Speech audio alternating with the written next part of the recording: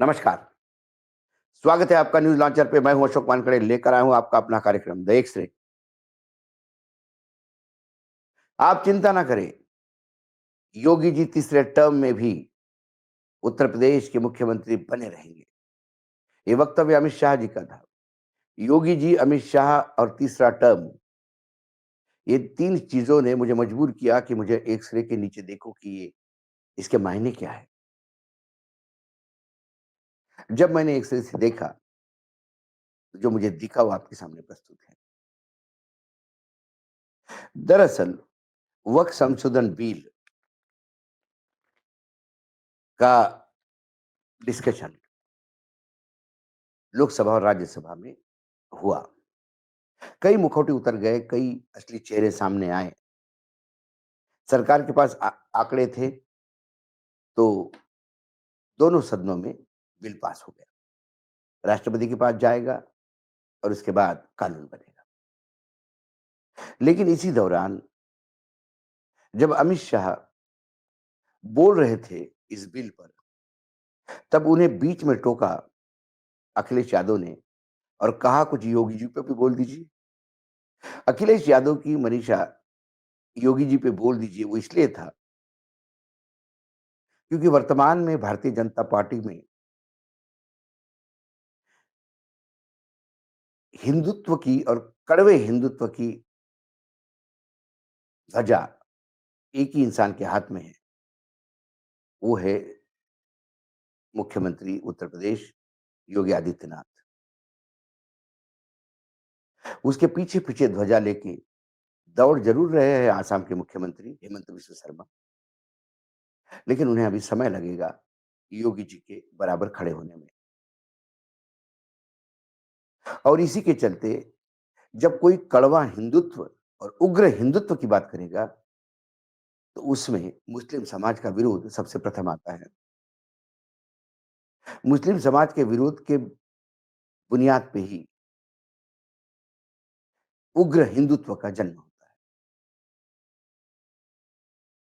और इसी के चलते जब वक़्त संशोधन बिल 2025 पे चर्चा हो रही थी और मुसलमानों की भलाई के लिए ये बिल लाया जा रहा है, ऐसा जब गृह मंत्री बार-बार बताने का प्रयास कर रहे थे, उसी पे योगी जी के नाम को उछाला। लेकिन योगी जी तीसरे टर्म भी मुख्यमंत्री रहेंगे, ये बोलकर उग्र हिंदुत्व बना रहेगा, इस बात को भी रेखांकित किया। लेकिन उससे ज़्यादा जो मुझे एक्स-रे में दिखा, वो ये कि मोदी जी के लिए दिल्ली के दरवाजे बंद हो गए। मोदी जी जब पहली बार मुख्यमंत्री बने, तो वो सरप्राइजिंग मास्टर स्ट्रोक माना गया। योगी जी का नाम कहीं नहीं था, ना विधायक उनके साथ थे। उनके अपने विधायकों को भी टिकट नहीं दिया गया था। तो वो हिंदू युवा वाहिनी के नाम पे चुनाव लड़ रहे थे, संघ ने रिक्वेस्ट की, वो विथड्रॉ हो गए। जिस नेता के लोगों को टिकट तक नहीं मिले, वो एकाएक मुख्यमंत्री पद पे आ जाए, ये मास्टर स्ट्रोक था और ये संघ के दबाव के चलते हुआ। यूपी का मुख्यमंत्री तो किसी और को बनना था। बेचारे अभी जम्मू कश्मीर में एलजी बन के बैठे हुए हैं।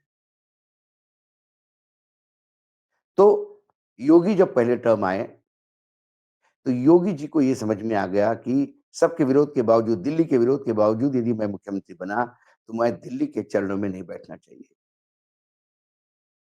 वो नागपुर को अपना आका समझते रहे और दिल्ली को ललकारते रहे। 5 साल खूब घमासान हुआ। 5 साल में योगी जी बहुत सारे गेम खेल के समझ गए। राजनीति के खेल के बहुत सारे गेम को, मतलब रूल्स को वो समझ पाए। दूसरे टर्म के वक़्त फिर योगी जी को निपटारा करने का दिल्ली ने प्रयास किया। फिर संघ ने एंट्री की और योगी जी रिपीट हुए।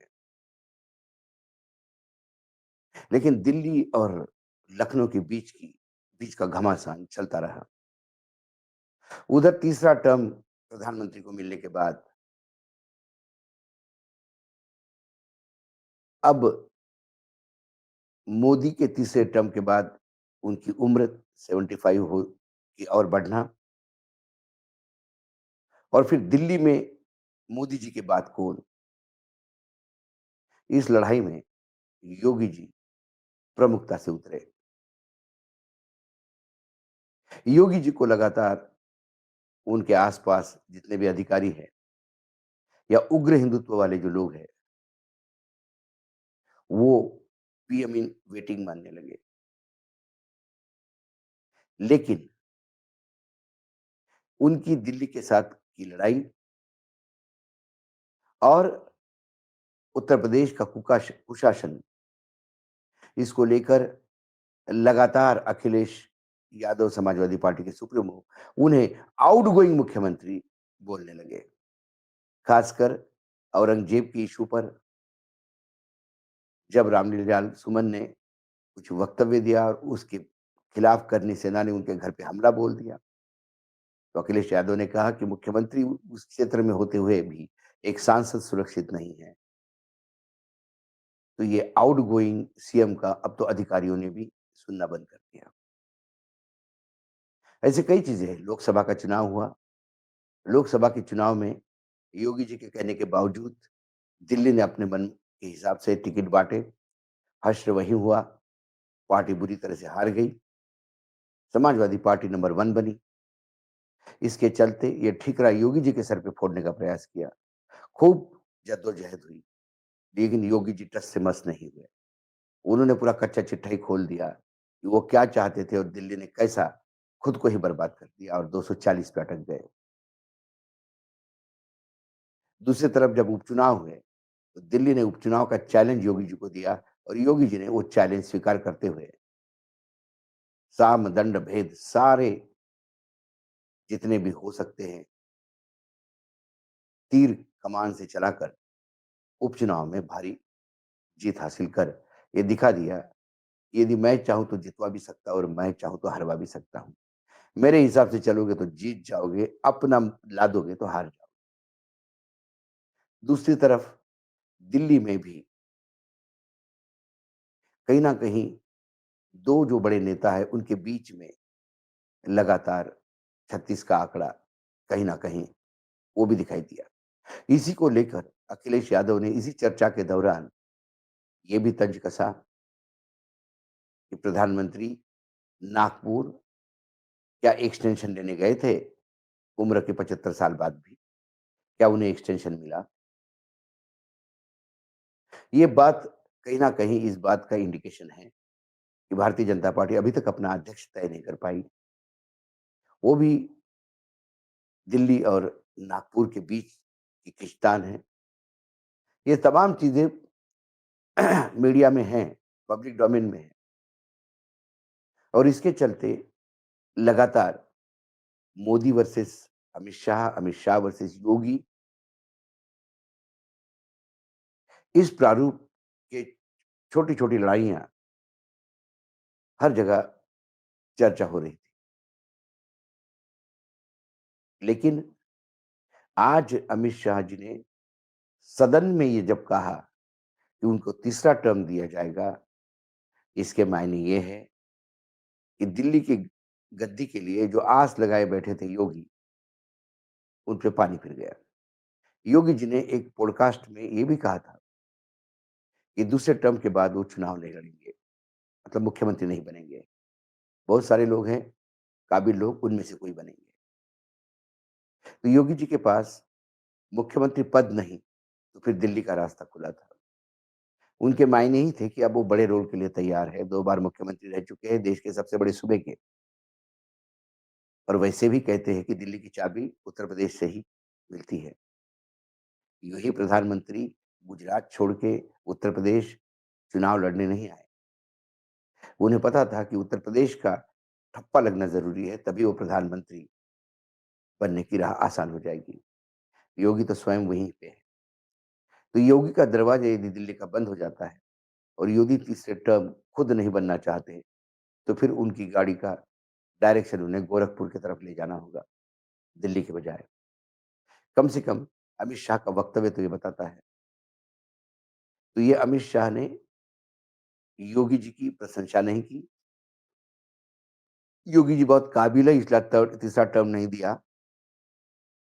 क्योंकि जब प्रधानमंत्री जी ने लोकसभा के पटल पर जो महाकुंभ हुआ प्रयागराज में, उसका जब महिमा मंडन किया, तो योगी जी का नाम लिया ना, उन्हें क्रेडिट दिया। ये इसीलिए मैं कहता हूँ कि ये योगी जी के लिए प्रशंसा नहीं थी कि तीसरा टर्म हो जाएगा। योगी जी की उनकी जगह दिखाई दी थी कि आपको किसी का भी समर्थन हो, आप उससे आगे नहीं बढ़ सकते। आप तीसरा टर्म वहाँ ले लीजिए। दिल्ली कोसों दूर है। देखना ये है कि अमित शाह ने तो कहा दिल्ली कोसों दूर है, लेकिन दिल्ली किसको नज़दीक करती है, ये संघ तय करेगा, अमित शाह तय करेंगे या मोदी तय करेंगे। ये तो समय बताएगा। लेकिन एक्स-रे से मैं जो देखता हूँ, वो मुझे दिखाई दिया। कई जो पत्तलकार है या जो मीडिया हाउसेस है, जो विज्ञापनों के भरोसे जीते हैं उत्तर प्रदेश के, उन्होंने कहा कि ये योगी जी की काम की प्रशंसा है। ये सर्टिफ़िकेट है योगी जी को मिला कि उन्होंने बेहतरीन उत्तर प्रदेश के 10 साल में उत्तर प्रदेश की बेहतरीन तरक्की करवाई। तरक्की हुई या नहीं हुई, ये तो आंकड़े बताते हैं और आंकड़े पब्लिक डोमेन में हैं। इस पे बहुत बार हम चर्चा कर चुके हैं। आज एक्स-रे में इतना ही, कल फिर आता हूँ किसी विषय के साथ। तब तक के लिए नमस्कार, देखते रहिएगा न्यूज़ लॉन्चर।